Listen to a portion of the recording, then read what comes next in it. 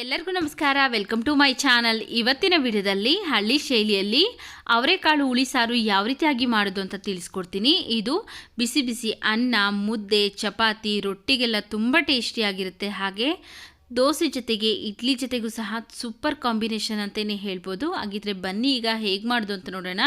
First ಒಂದು ಕುಕ್ಕರ್ಗೆ ನಾನು ಈ ಕಪ್ಪಲ್ಲಿ 1 ಕಪ್ಪು ಹಸಿ ಅವರೆಕಾಳನ್ನು ಬಿಡಿಸಿ ಚೆನ್ನಾಗಿ ವಾಶ್ ಮಾಡಿ ಹಾಕ್ಕೊಳ್ತಾ ಇದ್ದೀನಿ. ಹಾಗೆಯೇ ಅವರೆಕಾಳು ಬೇಯೋದಕ್ಕೆ ನೀರು ಎಷ್ಟು ಬೇಕಾಗುತ್ತಲ್ಲ ಅಷ್ಟು ನೀರು ಹಾಕ್ಕೊಂಡಿದ್ದೀನಿ. ಆನಂತರ 1 ಟೊಮೆಟೊ ಹಣ್ಣನ್ನು ಹಾಕ್ಕೊಳ್ತಾ ಇದ್ದೀನಿ. ಇಲ್ಲಿ 1 ಆಲೂಗಡ್ಡೆನೂ ಸಹ ಕಟ್ ಮಾಡಿ ನೀಟಾಗಿ ವಾಶ್ ಮಾಡಿ ಹಾಕ್ಕೊಳ್ತಾ ಇದ್ದೀನಿ. ಈಗ ಇವಿಷ್ಟು ಬೇಯೋದಕ್ಕೆ ಬೇಕಾಗುವಷ್ಟು ಉಪ್ಪನ್ನು ಸೇರಿಸಿ ಕುಕ್ಕರ್ ಲಿಡ್ನ ಕ್ಲೋಸ್ ಮಾಡಿ ಸ್ಟವ್ ಮೇಲಿಟ್ಟು ನಾವು 2 ವಿಷಿಲ್ ಕೂಗಿಸ್ಕೊಳ್ಬೇಕಾಗತ್ತೆ. ನೋಡಿ, ಇಲ್ಲಿ 2 ವಿಷಿಲ್ ಬಂದು ಕಂಪ್ಲೀಟಾಗಿ ಪ್ರೆಷರೆಲ್ಲ ಹೋದ್ಮೇಲೆ ಓಪನ್ ಮಾಡಿದ್ದೀನಿ. ಅವರೆಕಾಳೆಲ್ಲ ಚೆನ್ನಾಗಿ ಬೆಂದಿದೆ.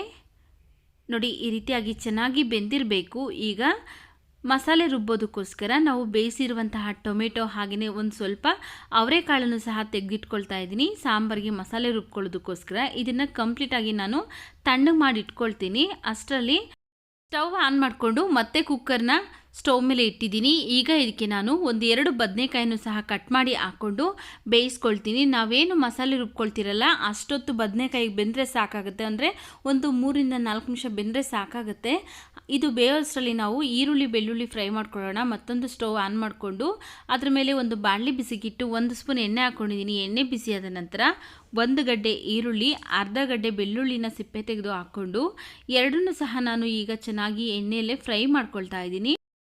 ನೋಡಿ, ಈರುಳ್ಳಿ ಮತ್ತು ಬೆಳ್ಳುಳ್ಳಿ ಎಲ್ಲ ಇಷ್ಟು ಫ್ರೈ ಆದ ನಂತರ ಈಗ ಇದನ್ನು ತೆಗೆದುಬಿಟ್ಟು ಒಂದು ಮಿಕ್ಸಿ ಜಾರ್ಗೆ ಹಾಕ್ಕೊಳ್ತೀನಿ. ಆನಂತರ ಈಗ ಫಸ್ಟನೇ ಟೊಮೆಟೊ ಹಾಗೆಯೇ ಅವರೆಕಾಳನ್ನು ತೆಗೆದು ಸಪ್ರೇಟಾಗಿ ಇಟ್ಕೊಂಡಿದ್ರಲ್ಲ ಅದು ಕಂಪ್ಲೀಟಾಗಿ ತಣ್ಣಗಾದ್ಮೇಲೆ ಈಗ ಮಿಕ್ಸಿ ಜಾರ್ಗೆ ಹಾಕ್ಕೊಳ್ತಾ ಇದ್ದೀನಿ. ಈಗ ಇದಕ್ಕೆ ಒಂದು ಸ್ವಲ್ಪ ಕೊತ್ತಂಬರಿ ಸೊಪ್ಪು ಹಾಕ್ಕೊಳ್ತಾ ಇದ್ದೀನಿ.